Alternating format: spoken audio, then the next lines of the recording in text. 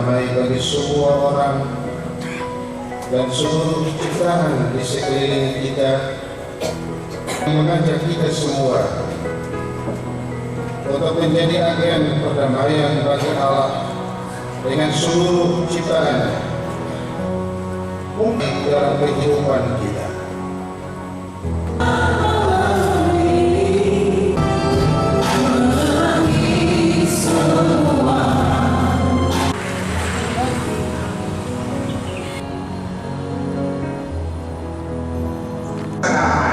Bukan sudah pakai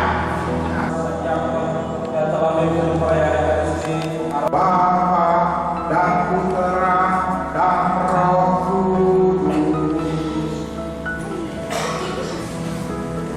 Bapak-bapak yang maha penyayang, hari ini sudah lahir Juru Selamat dunia.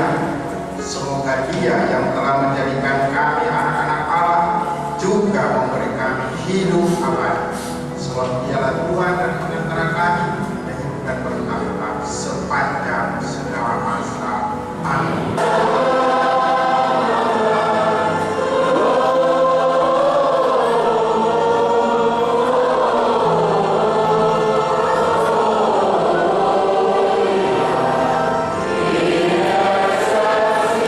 Nah, tema perayaan Natal untuk GPM tahun 2019 itu memuliakan Allah dengan menghadirkan damai sejahtera di bumi.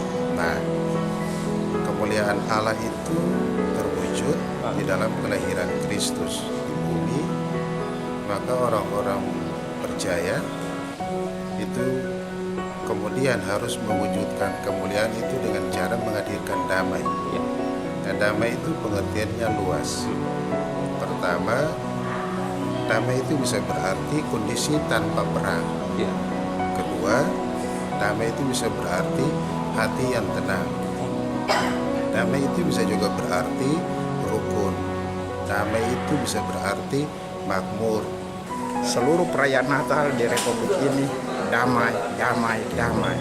Itu menunjukkan bahwa orang Indonesia benar-benar sudah menyadari apa arti persaudaraan, dan itu diajarkan oleh agama. Dan salah satu agama yang mengajarkan adalah agama Kristen, dan ditunjukkan lebih jelas lagi dengan perayaan Natal bahwa boleh berbeda-beda tapi kita bersaudara.